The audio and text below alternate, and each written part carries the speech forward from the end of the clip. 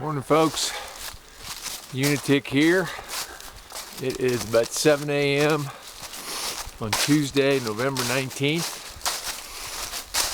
And by the end of the day, I'll have exactly 6 weeks left in 2013 and a little less than 600 miles to go to Springer Mountain, Georgia, and the end of the AT for me. It's kind of hard for me to believe that I even think in terms of only 600 miles.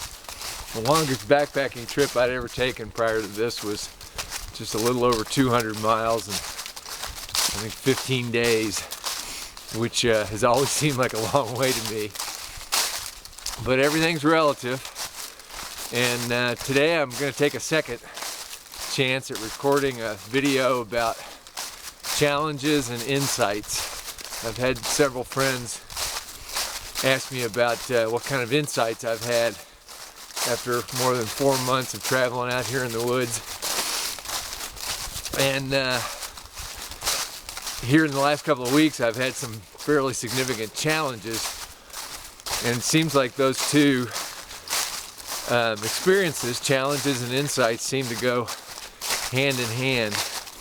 The more life throws at us sometimes, the more we have the opportunity to kind of go within and take a good hard look at ourselves and our role in our experience, and maybe figure out a little bit more of who we are and who we're not, and what role we play in creating our own experience here. So some of the challenges I've been dealing with, and you may have seen a recent video where I was talking about losing all my body fat and starting to feel sluggish and worrying that maybe I'd lost too much weight, and which is all legitimate observations because I don't have much body fat left. I'm trying to eat more, but it also turns out that I had an intestinal infection, Giardia, which is a waterborne parasite that gets into your lower intestine from bad water, and it's not fun. So I've been actually struggling with that for a couple of weeks, and finally just got into Harrisburg, Virginia for a planned day off, a 0 day we call it, and got on the internet and did the research, and sure enough I had all the symptoms, and finally begrudgingly decided to get on an antibiotic to try and wipe it out. It can be a really persistent little critter, not unlike Lyme, and ironically the antibiotic I'm on, Flagyl, actually is used for Lyme when the spirochete bacteria is under threat from something like doxycycline, the primary antibiotic used to treat acute Lyme when it's in the bloodstream, and chronic Lyme.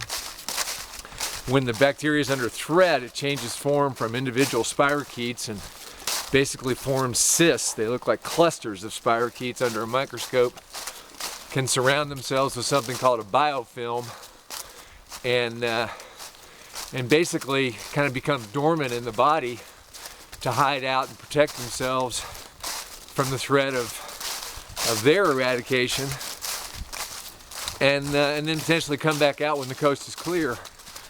So it's actually possible while I'm on this antibiotic for Giardia that it may actually bust up some dormant cysts in my body, because it's more accurate to say that your Lyme may be in remission when you are symptom free than it is to say you're cured, because the bacteria probably is always going to be present. It's, can you get your immune system back strengthened enough to be in charge and keep it in check, which is kind of where I am now.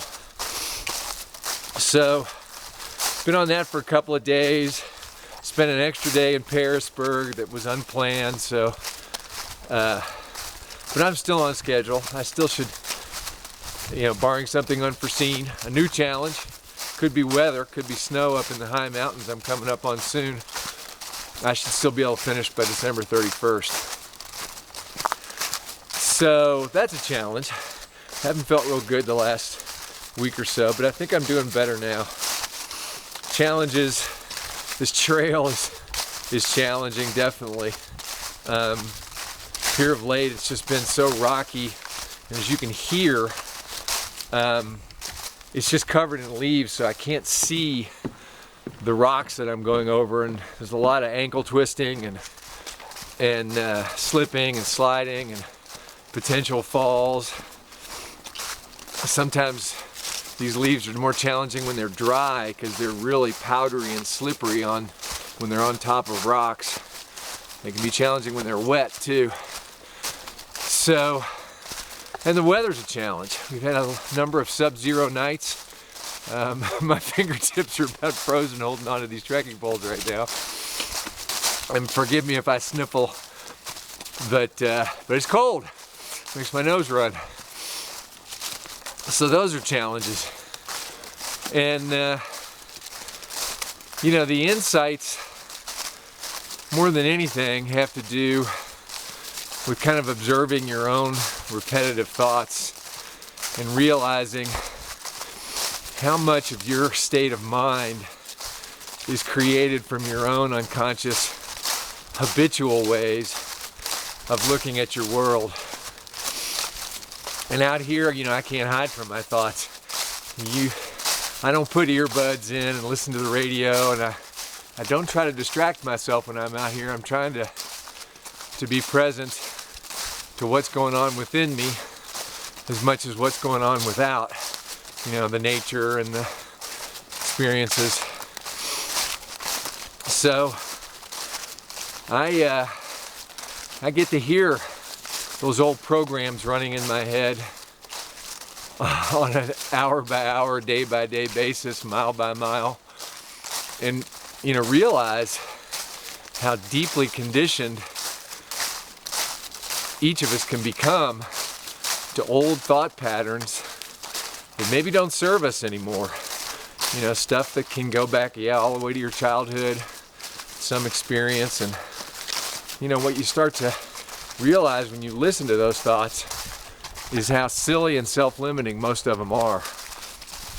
And the ironic thing is when you sit down and talk to people, you realize we're all having the same ones over and over again.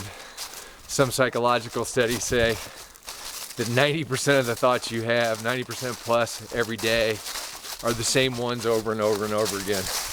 And my experience out here is I would bear that out and testify that that's true. The same patterns, the same little tricks and twists that your mind tries to play on you.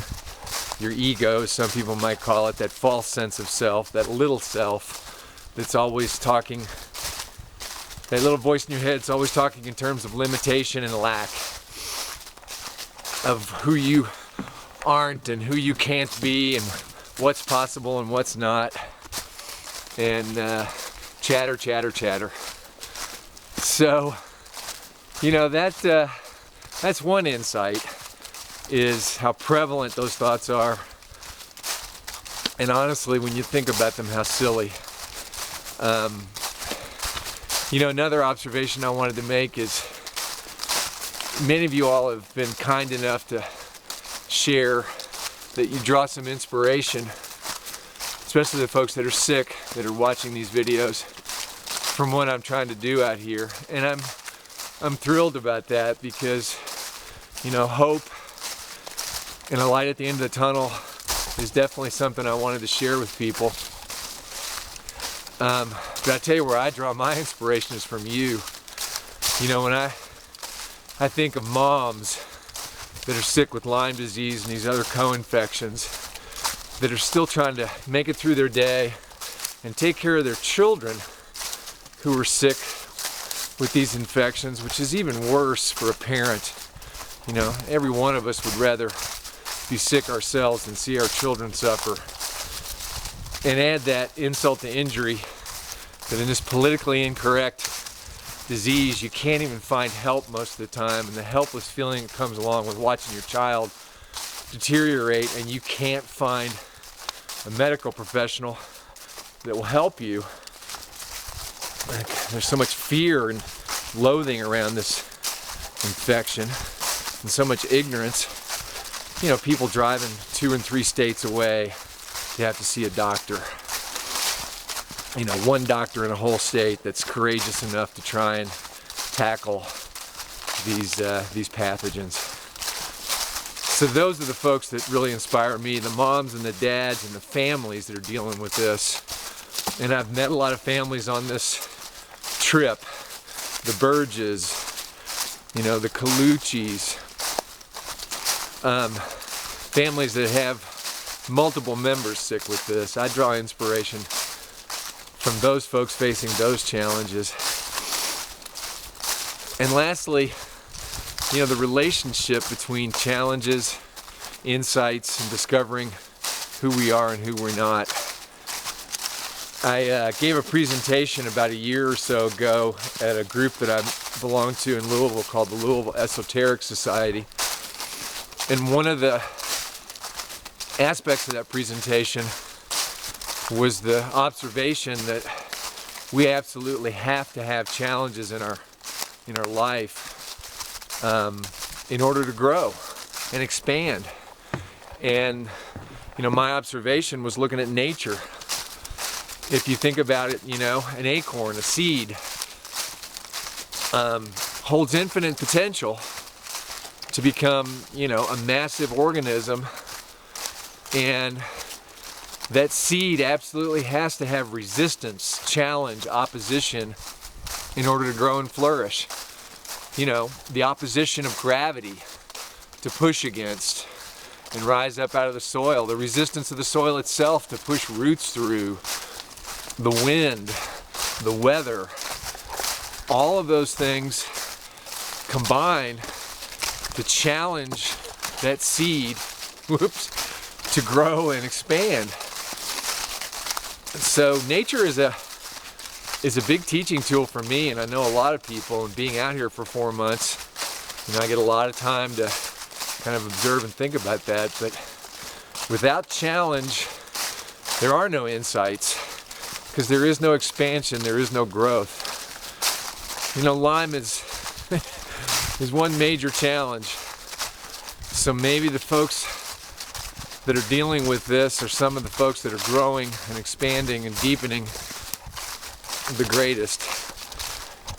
And it's not to say that all of these challenges, you know, are healthy from the standpoint of the negativity involved, because we know that there are,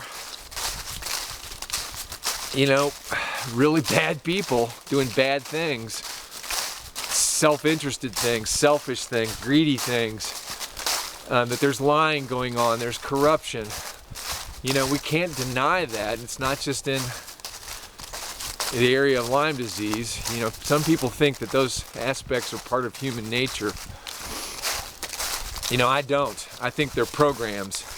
I think they're conditionings. I think there are some people, psychologists would call them sociopaths, who literally are born without the capacity for empathy and compassion and connection to their fellow human beings.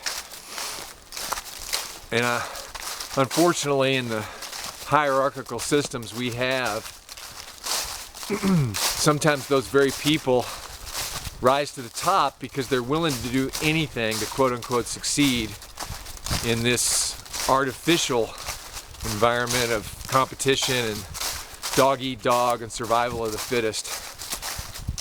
So maybe those sociopaths are actually overrepresented in the higher echelons of science and medicine and corporate world. And you know, we know the classic examples of the Bernie Madoffs and the Ken Lays, and but there's probably, you know, 100 more you never hear about for every one you do.